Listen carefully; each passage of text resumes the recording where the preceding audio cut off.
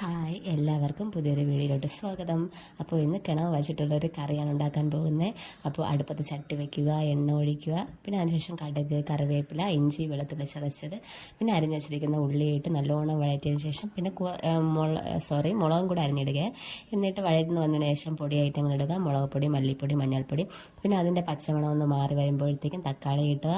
പിന്നെ കഴുകി വൃത്തിയാക്കി വെച്ചിരിക്കുന്നത് നമ്മുടെ താരം കിണവ ഒന്ന് ഇട്ട് നല്ലോണം വഴറ്റി കുറച്ചൊരു 5-10 മിനിറ്റ് ആകുമ്പോഴത്തേക്ക് അത് വെന്ത് കിട്ടിക്കോളും. അപ്പോൾ ഇങ്ങനെ വേണമെങ്കിൽ നമുക്ക് കുറച്ചുകൂടെ ഡ്രൈ ആക്കി എടുക്കാം, പക്ഷേ എനിക്കിവിടെ ഗ്രേവി വേണം. അപ്പോൾ ഇപ്പോഴാണ് ഞാൻ മസാല ആഡ് ചെയ്യുന്നത്. എന്നിട്ട് കുറച്ച് കറിക്ക് വേണ്ടിയിട്ട് കുറച്ച് തേങ്ങ അരച്ച് അതിലോട്ടൊഴിച്ച് കുറച്ച് കറിവേപ്പിലയും വിതറി സിമ്മിൽ വെച്ച് തിള വന്നതിന് ശേഷം നമുക്കൊന്ന് ഓഫ് ചെയ്തെടുക്കാം. കണ്ടോ, നല്ല ടേസ്റ്റിയാണ്. പിന്നെ ഈ കൊതി നമുക്ക് അടക്കി വയ്ക്കാൻ പറ്റില്ലല്ലോ. ഇഡ്ഡലി എങ്കിൽ ഇഡ്ഡലി അത് വെച്ച് ഞാനൊന്ന് കഴിച്ച് നോക്കി.